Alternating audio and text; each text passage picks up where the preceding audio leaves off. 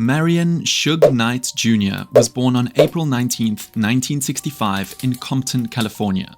He grew up in a neighborhood plagued by gang violence and crime, but Suge's talent on the football field helped him avoid some of the pitfalls that claimed many of his peers. He attended Lynwood High School and later played college football at Camino College and the University of Nevada, Las Vegas. Suge's entrance into the music industry began when he co-founded Death Row Records in 1991, alongside Dr. Dre. The label quickly became a powerhouse in the rap industry, launching the careers of iconic artists like Snoop Dogg, Tupac Shakur, and Dr. Dre himself. Suge's imposing physical presence and aggressive business tactics earned him a reputation as a formidable figure in the industry.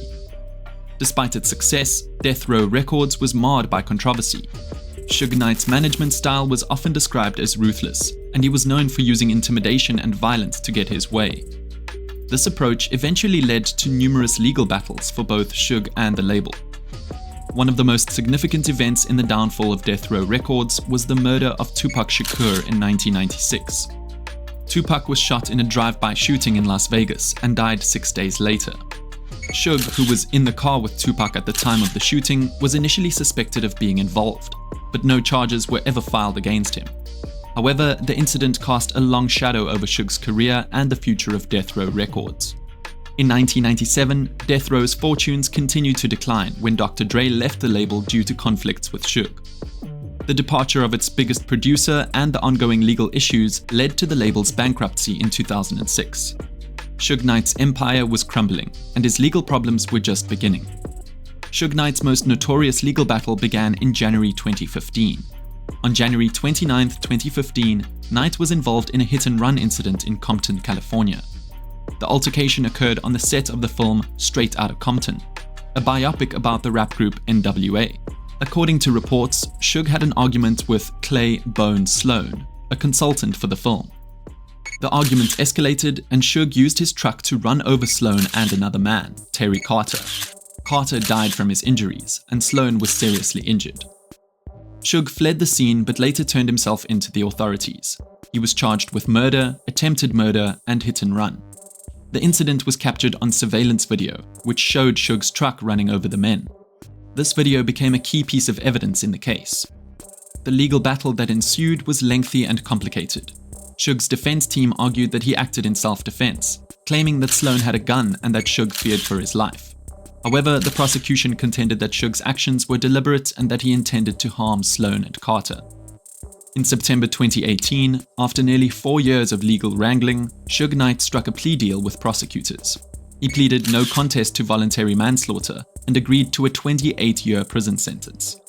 The plea deal allowed Suge to avoid a potentially longer sentence if he had been convicted of the original charges. Despite the plea deal, Suge Knight's legal troubles did not end. In recent years, there have been several developments related to his case and his ongoing imprisonment. Terry Carter's family filed a wrongful death lawsuit against Suge Knight, seeking damages for his death. The lawsuit alleged that Suge's actions were reckless and that he should be held accountable for Carter's death. In 2019, a judge ruled that the lawsuit could proceed, allowing the Carter family to seek justice through the civil court system. Suge Knight has faced numerous health issues while in prison. He has been hospitalized multiple times for complications related to diabetes and other ailments. His health problems have led to delays in some of his legal proceedings, and have raised concerns about his ability to serve his lengthy prison sentence. Suge Knight's legal team has continued to file appeals and legal challenges in an attempt to reduce his sentence or secure his release. These efforts have included arguments that his health problems and the conditions of his imprisonment constitute cruel and unusual punishment.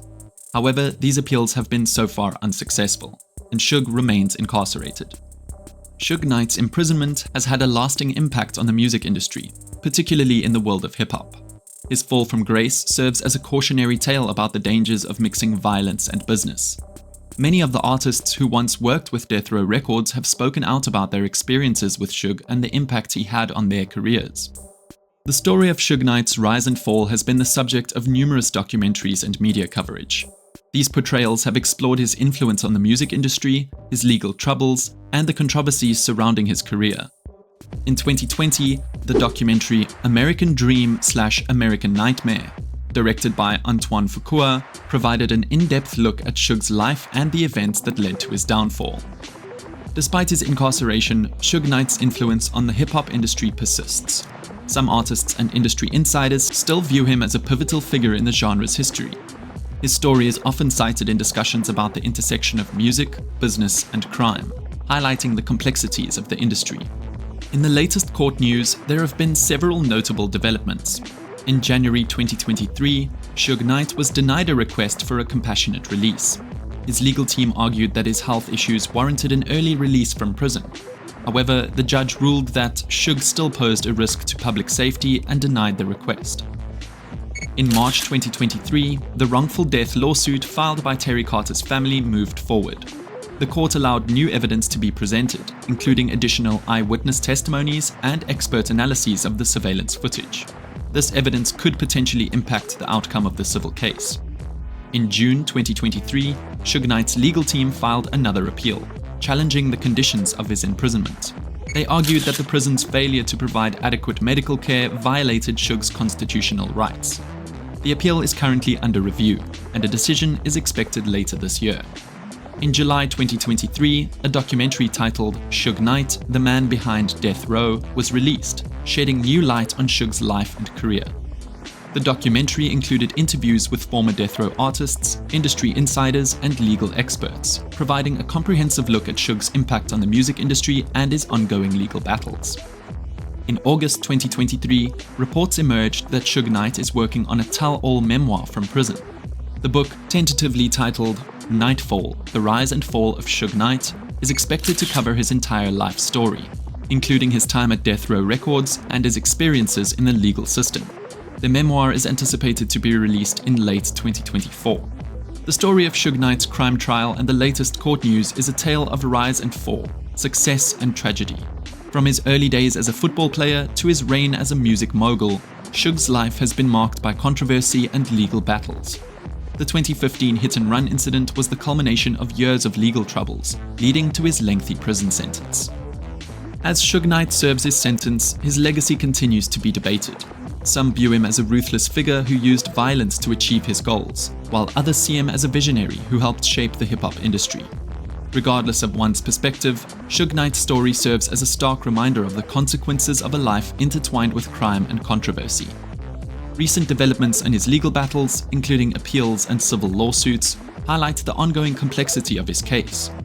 Suge Knight's influence on the music industry and his continued presence in the media ensure that his story remains relevant and compelling.